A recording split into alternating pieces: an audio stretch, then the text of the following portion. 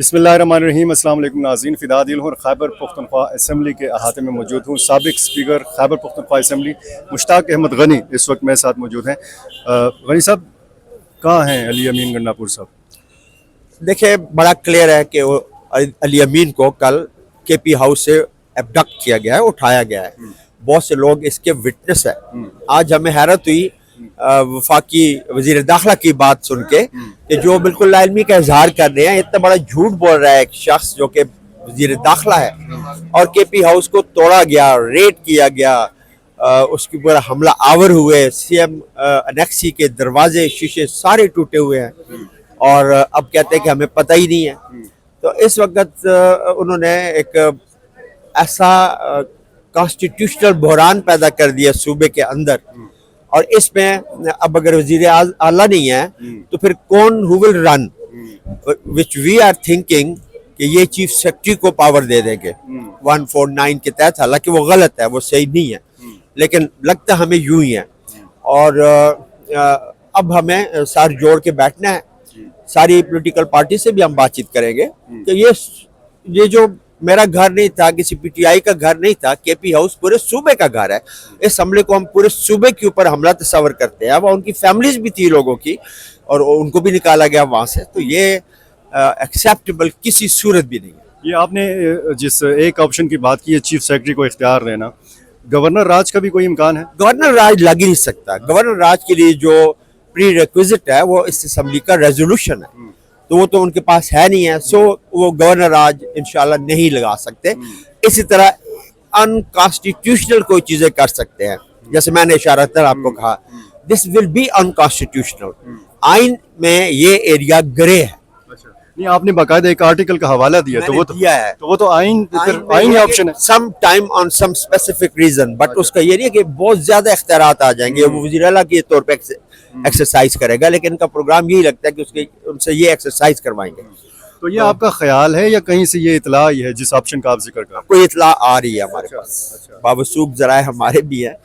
तो अब इसमें एक ही सोल्यूशन है जो मैं समझता हूँ। देखें, हम एक इकाई हैं खैबर पख्तूनख्वा, और फेडरेशन का हिस्सा हैं।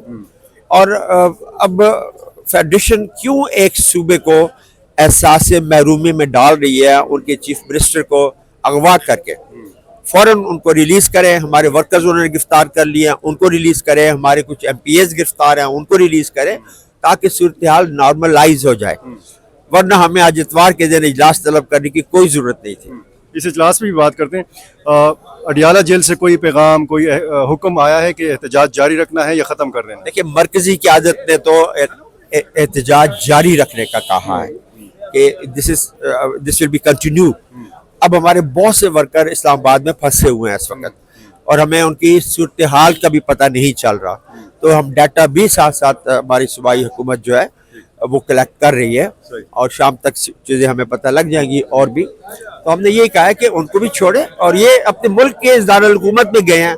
हमने तो कोई तोड़ फोड़ नहीं है, कुछ भी नहीं किया किसी ने, तो क्यों हमारे मेंबरों को आपने वो किया?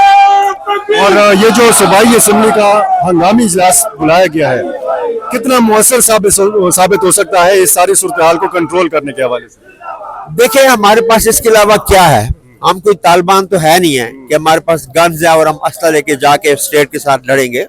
ऐसा हमारा कोई प्रोग्राम नहीं है। हम पुरअमन लोग हैं, हमारी पार्टी पुरअमन पार्टी है, और हम आईनी जो रास्ते हैं, कॉन्स्टिट्यूशनल रास्ते हैं, वो निकालेंगे। अपना प्रेशर अपने हाउस के थ्रू हम असर करेंगे, क्योंकि इस हाउस की जो आवाज़ होती है ना, वो पूरी दुनिया तक जाती है। हम कौन है? हम तो अवाम के नुमाइंदे हैं। अब मैंने कोई 52,000 वोट लिया है, तो मैं तो 52,000 को नुमाइंदगी कर रहा हूँ। तो ये सारे वोट लेके आए हुए हैं, और इस आवाज़ की अहमियत है। अगर कोई समझे मरकज में जो गुंगे, बहरे, डेफ, डम एंड ब्लाइंड बैठे हुए हैं, फॉर्म 47 के हुकूमत कर रहे हैं, उनको होश के नाखन लेना चाहिए। और एक इकाई को, पहले आपसे बलोचिस्तान नाराज है, वो आपसे संभाला नहीं जा रहा, अब आप खैबर पख्तूनख्वा के साथ पंगाबाजी कर रहे हैं। ये बेहतर नहीं है पाकिस्तान के लिए। And we are Pakistani, we love Pakistan. बहुत शुक्रिया जी। ये थे जनाब मुश्ताक अहमद गनी साहब, और इस वक्त भी कारकुनों की बहुत बड़ी तादाद जो है खैबर पख्तूनख्वा असम्बली के बाहर खड़ी है, और इस वक्त जो है ये कारकुनों की जो बड़ी तादाद है ये अंदर खैबर पख्तूनख्वा असम्बली के जा रही है, और गैलरीज की सूरत हाल भी हम आपको बताएंगे। बहुत शुक्रिया।